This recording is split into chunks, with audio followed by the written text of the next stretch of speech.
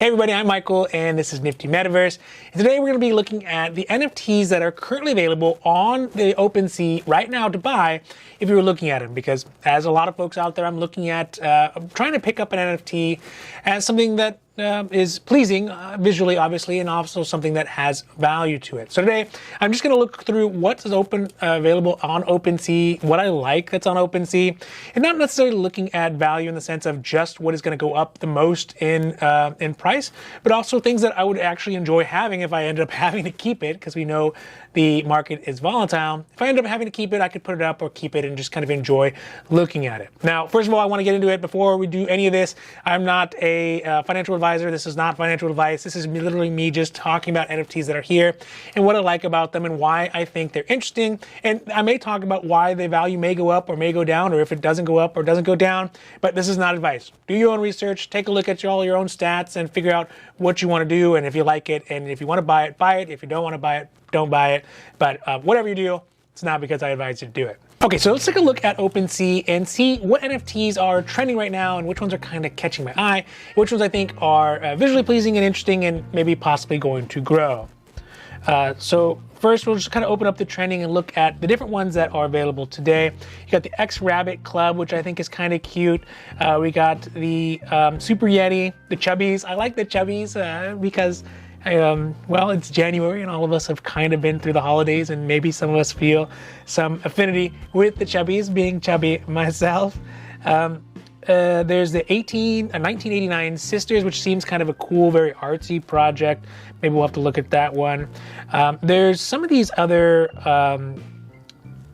programs and projects like the Anatomy Science Ape Club, which falls into kind of the archetype, this kind of formula of monkeys plus something odd. Ape Club, right? And when I mean monkeys, I mean old world monkeys. They got no tail. We can talk about apes, monkeys. Yes, I know they're different, but that's okay. So when we look at that club, essentially what they're doing is there's a whole bunch of these. There's like the Spoiled Ape Club. There's this Ape Yacht Club. And once one of those got really big, you know, there's people who are duplicating it, trying to repeat the same thing over and over again. And I don't know if the magic is there for the Anatomy Science Ape Club as there was for the Ape Yacht Club or the other versions of the Ape Clubs. The one catch to this one is that they have the apes in the standard kind of portrait pose, except for half of them are showing, like if you were at a bodies exhibit, and then they put a hat on them. And I get it, right? I get it. But I think that at this point, it's kind of at the end of that lifespan of that creative well, where maybe, you know, where hairband was at the end of the 80s, right? Or where hip hop music is now, or just mumble rap. I think that it's a time for some sort of refresh on it. But the quality looks good. It's just not something that I would go into because I think that it's kind of at the tail end of that lifespan. So the other ones I think are really interesting. Actually, let's take a look at one that I really do like. I know I just said about the monkeys, but I think this one is actually different, is the OnChain Monkey collection. And I like this one for a variety of reasons. There's 9,500 of them being printed, and that is a lot. But there is a saying that goes that, you know, quantity has a quality all of its own, and I think this is the same situation. And remember, I like these art pieces because they speak to me in some way, or something is interesting about them, or I find them pleasing, right? I will buy something that I like, even if the financial value of it may or may not go up. But you got to buy something you like, because if you don't like it and the value doesn't go up, then you're stuck with it, right? And so you could, you know, basically just hold on to it or whatever, but at least if you enjoy it, at least there's some value in that. Right now there are 2.9 thousand, so 2,900 owners of it. That comes out, if we look at the ratio between, you know, about 3%, three monkeys, or three of these images, NFTs per individual who has them.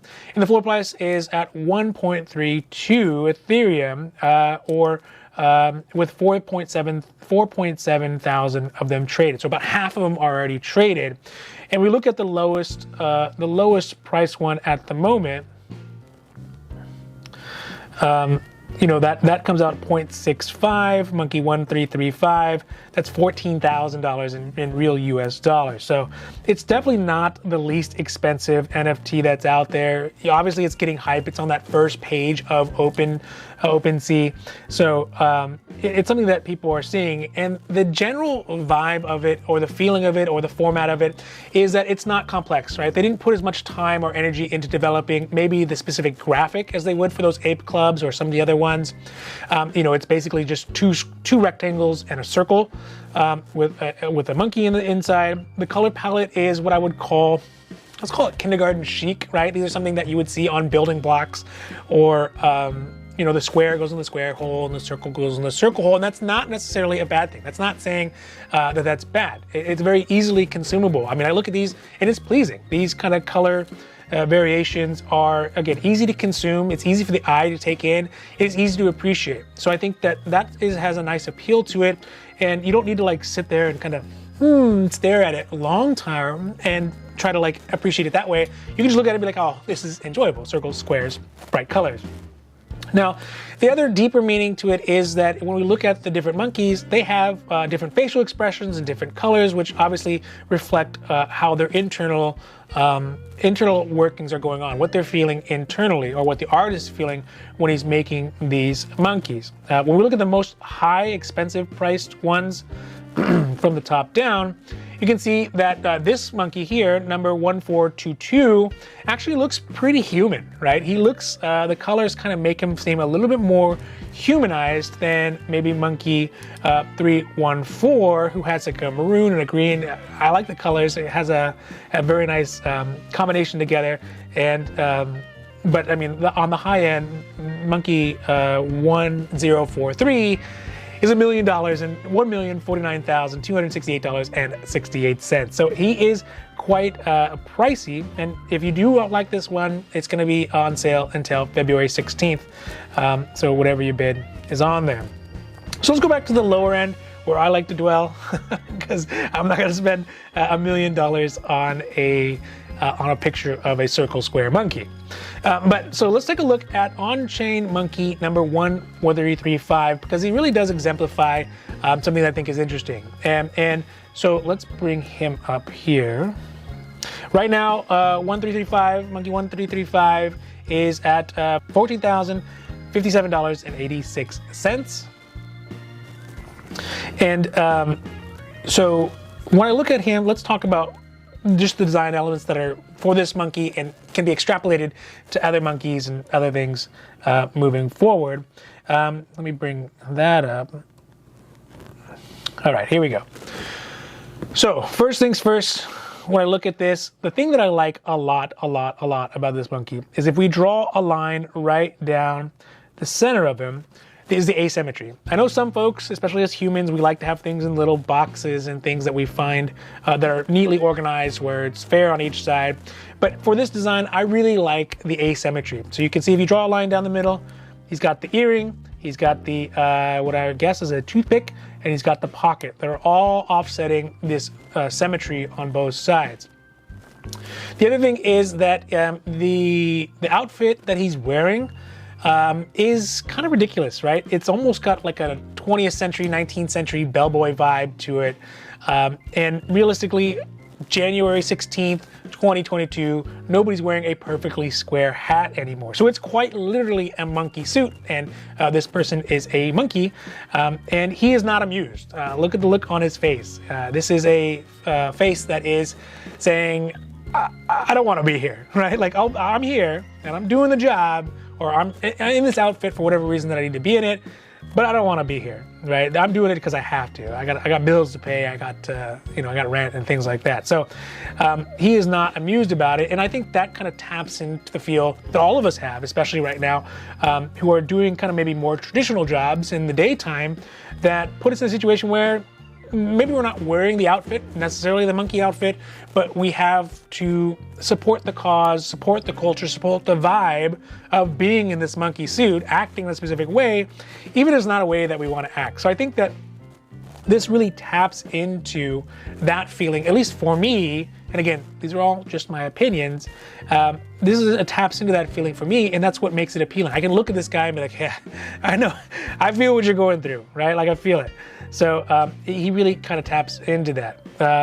So he's obviously not amused. He's got the different the hats, and he's not excited about it. So I think that because we all feel that way, or many people feel that way, if you wanted to have something that kind of represented you in that way, it'd be a good option for that. So that is the first one that I like about him. Oh, he's got his earring, which again, if he was at some sort of service job or like things, they would obviously not let you have just one earring or be walking around with a toothpick, which, you know, doesn't, if you worked at a nice hotel or a nice restaurant, that's probably not how they would let you do it. So it kind of also goes that he's showing rebellion, right? They have this structured format of how he's supposed to be. You know, he looks clean shaven. He doesn't have, you know, crazy facial hair or crazy hair.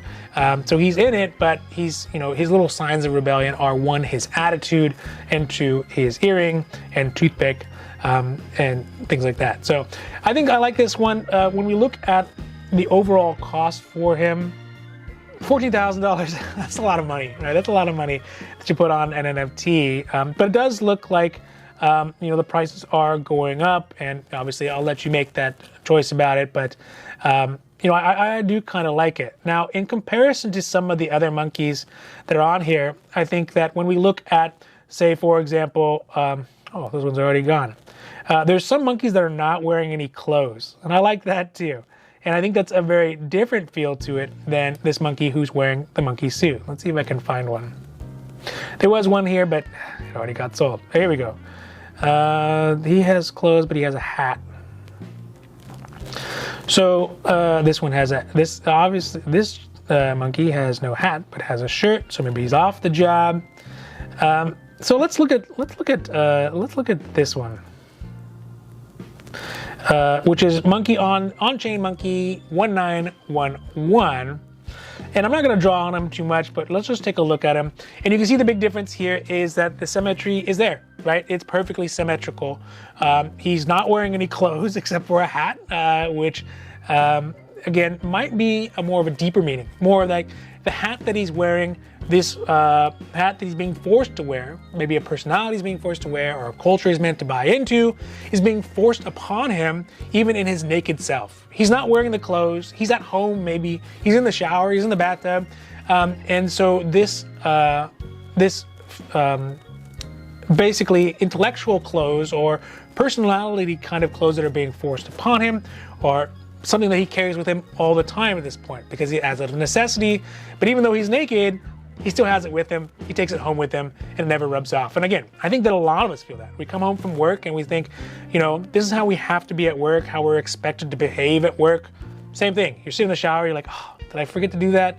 Did I do that? Did I say what I said? Was that correct? Was that something I shouldn't have said? All those things come up, even though he's not technically at the job. So I think that's the discrepancy between those different ones. That's the difference, and it's going to come down to, obviously, where you are. There are some other ones who don't have hats, so maybe these are freer monkeys. Their eyes are open, like Monkey off the chain 7683. Their eyes are open more. They're not at this like disapproving, disappointed face, but he's got more of an open eye, like, hey, I'm seeing the world for what it really is, because I'm not wearing the hat. I'm not subject to that kind of oppressive culture or work culture or whatever culture, maybe societal culture, but he doesn't look like he's any more happy about it. So that's the OnChain Monkey. They are still on sale. There's about half of them left, and the price does seem to be moving pretty rapidly. The volume traded, you can see here, had a nice spike, and I don't know if the spike is because they went on the trending page on OpenSea, or they were trending previously and they got onto the open page that way. It's hard to tell, that one. So let's look at another one. Let's look at least one more for this video, because we're kind of running out of time. Another one that I think is really interesting is going to be the, where'd it go? The 1989 sisters. So 1989, that would mean that they are probably about 30 years old, 30-ish. years old, which should say something about the title. There's only 2,000 of them, so it's a relatively small project, group of NFTs. There's 575 owners, so as about a quarter of them are owned. So that means that one owner has maybe 4 of them. And the volume traded is relatively low as well. So I'm not, let's see what the actual prices on these are. I'm not sure how value they're going to be. Let's see, the lowest price for Sister 1788 is $2,000, which is still, that's not nothing to sneeze at. That's real money for sure, but it's not the OnChain Monkey monkey money. So this one is, again, a similar portrait. I think the things that change are some of the dynamics of the physical features, the colors, the glasses, but I think there is more energy put into designing these NFTs as far as textures and livelihood and liveliness, I should say, of them. And so I think that really makes it interesting. And they have different colors, skin colors, different glasses, eyes, outfits, again, body structures. But they are all females, and they're all facing one way, and their eyes do move around. So let's take a look at some of the ones that might be kind of interesting in here. Again, I usually stick right to the bottom because that floor price one is the most likely one to move up as everything else gets bought. It's also probably the most likely to get bought. So let's take a look at Sister 7. Wait, before we do that, let's look at the highest price ones. How do those look different? Why would you pay $1 million for something versus $2,000? And you can see here, Sister 1648, Sister 165. So they look like they have more intricate design or unique designs on their outfits that they're wearing and on the glasses that they're wearing. So again, if these do become collector items, they definitely could end up having a big rise in price and value. But let's look at low price. And I think that there's a couple interesting things about this one. So let me bring this one up. This is Sister 1788. I think it's super duper interesting, not only because it's the lowest cost one, which obviously is important, because if you're going to buy it, you're going to buy the one that you want. But let's take a look. So again, symmetry. Oops. Let's see if we can. There we go. Move that back. So let's take a look at symmetry on this image, right? So if we draw a line right down the middle, you can see here they are asymmetrical, which again, pleasing to me, not to everybody, but I like that. I like that the face is to one side for the most part, the lips, the nose, and one eye, presumably, if she has eyes. But the rest, the bottom side is more symmetrical, where you can see the outfit that she's wearing, a green outfit with a pink frills of some sort. I think that's nice because the green has a sense of vibe to it, right? She has a youthful feel to her. She's not somebody who looks like she is down and out or who's been kind of burnt out, like those monkeys that we're looking at. But one thing that is really noticeable on this is the visor here. So, or her hair, I guess I would say, although it's kind of cut in a square sense. This hair is covering her eyes. So I think that the statement that's going on about this is that she is not seeing some of the realities of whatever she's looking at or realities of whatever is going on in the world at the time. And I guess that's kind of a general critique of youth in general. As we get older, you got to experience more things and get a better understanding of what the world looks like, how the world works, and how it actually is versus how it should. The ought versus the is, as we can think about it. And so I think that this is one of the things that they're talking about, is that having these hair over their eyes. Hair also symbolizes growth because it always continually grows pretty much throughout our entirety of life. And at this point, it's growing over her eyes. So, the shapeliness of the face, the lips are very poofy. It's showing that she is young and she is virile, I guess you would say. She's not a child necessarily, but she's definitely not old. But although the physicality of her has developed, the mentality and the vision has not, right? The vision has not. And we know that sometimes, vision doesn't always come with experience or age. So at this point, this person obviously looks relatively young. She's got kind of a nice, cool color vibe to her. There's a green vibe to it, which is growth.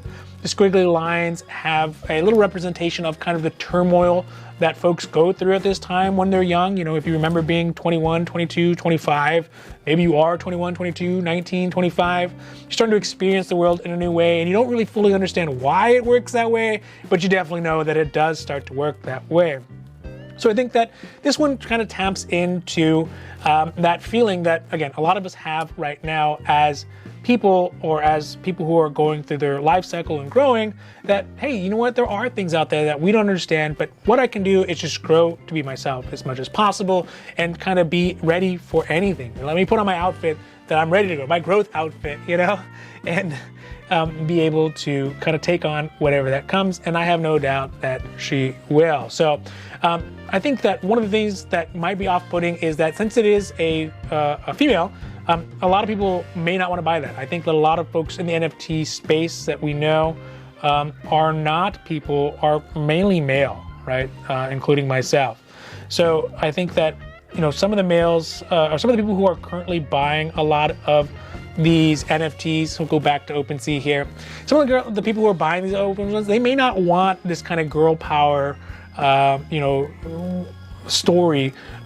They want something, you know, like monkeys with machine guns, or you know, cats with samurai swords, stuff like that. Or they want women when they want an image of women who are objectified, right? They're in these kind of sexy clothes and sexy outfits or games, and that's totally, you know, that's up to them. That's, you know, everyone has their own preference of what kind of art they appreciate and what they like.